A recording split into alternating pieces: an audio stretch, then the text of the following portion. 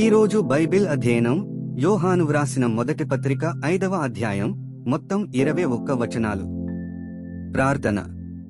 తండ్రి, మేము మరొక రోజు అనుభవించినందుకు కృతజ్ఞతలు మరియు మీ మాటను అధ్యయనం చేస్తూ మా సమయాన్ని ఆశీర్వదించండి. మమ్మల్ని మీ దగ్గరకు రప్పించమని మేము కోరుతున్నాము. యేసునామంలో ఆమెన్. యోహాను వ్రాసిన మొదటి పత్రిక 5వ అధ్యాయం. యేసే క్రీస్తయున్నాడని నమ్ము ప్రతివాడును దేవుని మూలముగా పుట్టియున్నాడు. పుట్టించిన వానిని ప్రేమించు ప్రతివాడును ఆయన మూలముగా పుట్టిన వానిని ప్రేమించును. మనము దేవుని ప్రేమించుచు ఆయన ఆజ్ఞలను నెరవేర్చువారమైతిమా దేవుని పిల్లలను ప్రేమించుచున్నామని దానివలననే ఎరుగుదుము. మనమాయన ఆజ్ఞలను గైకొనుటయే దేవుని ప్రేమించుట. ఆయన ఆజ్ఞలు భారమైనవి కావు. దేవుని మూలముగా పుట్టిన వారందరూ లోకమును జయించుదురు. లోకమును జయించిన విజయము మన విశ్వాసమే. యేసు దేవుని కుమారుడని నమ్మువాడు తప్ప లోకమును జయించువాడు మరియవడు? నీళ్ల ద్వారాను రక్తము ద్వారాను వచ్చినవాడు ఈయనే, అనగా యేసుక్రీస్తే. ఈయన నీళ్లతో మాత్రమేగాక నీళ్లతోనూ రక్తముతోనూ వచ్చెను. ఆత్మ సత్యము గనుక సాక్ష్యమిచ్చువాడు ఆత్మయే. సాక్ష్యమిచ్చువారు ముగ్గురు, అనగా ఆత్మయు, నీళ్లును, రక్తమును. ఈ ముగ్గురు ఏకీభవించియున్నారు. మనము మనుష్యుల సాక్ష్యము అంగీకరించుచున్నాము గదా. దేవుని సాక్ష్యము మరి బలమైనది. దేవుని సాక్ష్యము ఆయన తన కుమారుని గూర్చి ఇచ్చినదే. దేవుని కుమారుని యందు విశ్వాసముంచువాడు తనలోనే ఈ సాక్ష్యము కలిగియున్నాడు.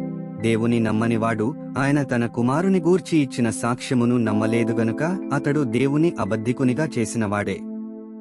ఆ సాక్ష్యమేమనగా, దేవుడు మనకు నిత్య జీవమును దయచేసెను. ఈ జీవము ఆయన కుమారుని యందున్నది. దేవుని కుమారుని అంగీకరించువాడు జీవము గలవాడు.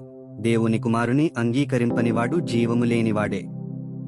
దేవుని కుమారుని నామమందు విశ్వాసముంచు మీరు నిత్య జీవము గలవారని తెలిసికొనున్నట్లు నేను ఈ సంగతులను మీకు వ్రాయిచున్నాను.